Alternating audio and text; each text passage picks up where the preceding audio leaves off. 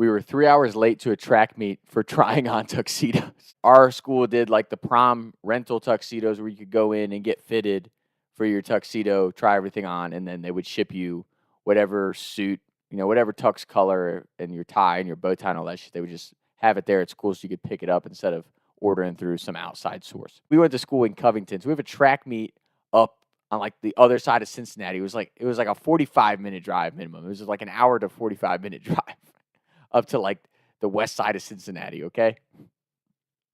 It's me, my buddy Griffin. We're supposed to be taking this sophomore with us. And track is a little different than like other sports because like if you run in one or two events, they're either at the beginning and you have to wait 6 hours till your next event, or they're at the end, so you're waiting the entire time. As distance runners, we knew that we had hours. We had hours of sitting and doing nothing until we had to run. At first, when we go in to try our tuxedos, I'm like, bro, we're trying to chill. Like, we're cool being an hour late. Like, we'll just chill at school, get some snacks, take our time trying to iron our tuxedos, and we'll leave. And it's me and my buddy Griff.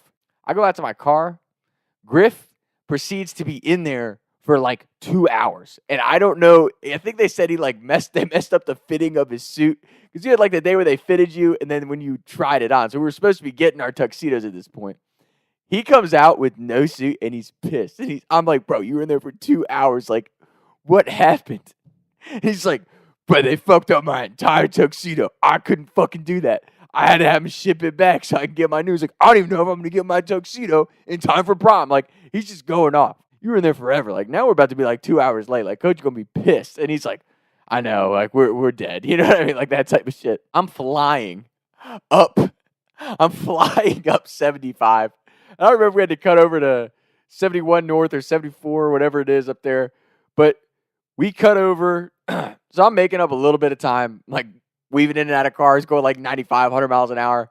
At one point, we come around this bend on 75, and you just see nothing but dead stop traffic. So as we come around the corner, like again, we're like blaring rap music, just being high schoolers, right? I'm weaving in and out of traffic. My buddies are laughing their asses off. And again, super dangerous. Like we could have easily died in a horrible car accident, but here we are trying to get to a track meet a little bit later than we already were.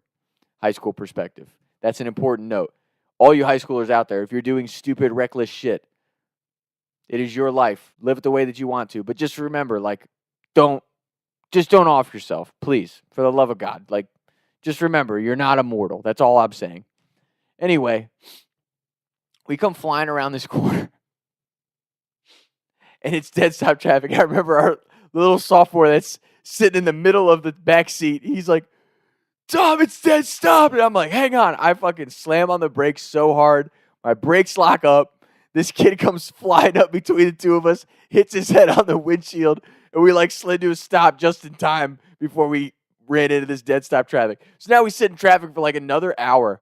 For anyone who's not familiar with track probably is like a 5 to 8 hour event, depending on how long everything takes. Like that's a standard track meet. We probably showed up 4 hours into the track meet. So we end up getting there. We're supposed to be running in the mile. And we show up like 20 minutes before, like to the point where by the time we come running over, like we already knew, right? We're putting our track spikes on like in the parking lot running across. Our coach is like, he sees us and just beelines up to us. He's like, where were you guys?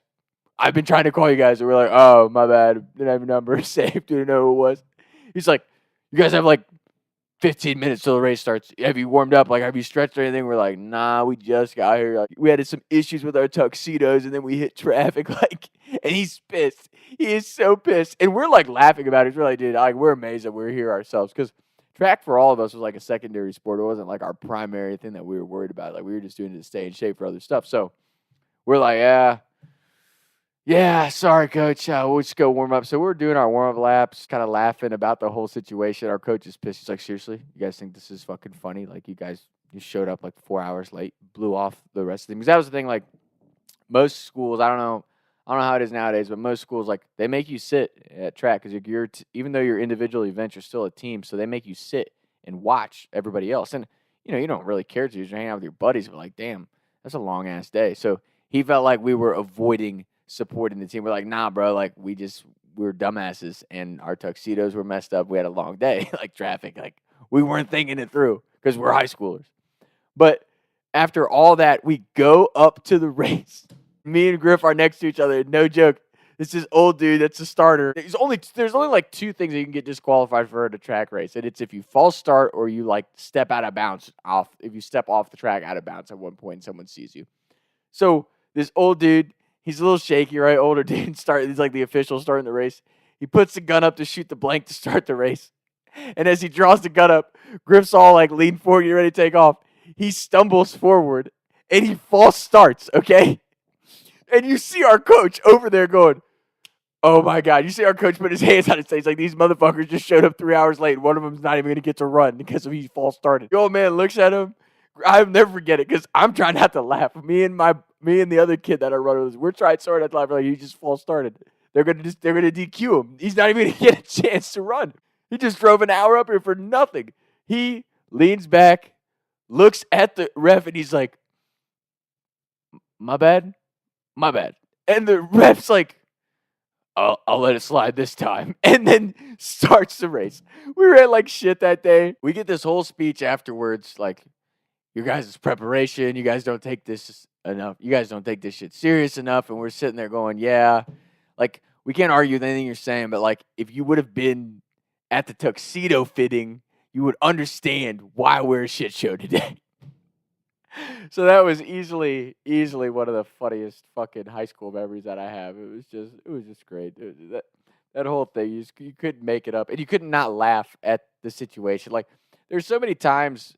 Is our coach for track was the same coach for cross country, and it's like, I think, not even just as high schoolers, but just life in general. It's like, I find it so funny when you're like, I think there's a difference between people making excuses for themselves all the time and like, nah, like that shit was actually just crazy. Like there's a huge difference between that. It's like, nah, like you're not gonna believe me because I'm a high schooler, but if you could have seen the day that I just had trying to get here, you wouldn't be mad at us at all. You know what I mean? So I do think while there's a fine line, there is a difference between just like motherfuckers who make excuses for themselves all the time and are always lying or making shit up versus like, nah, like sometimes you do just have like a crazy day where there's a bunch of circumstances that are out of your control that come up.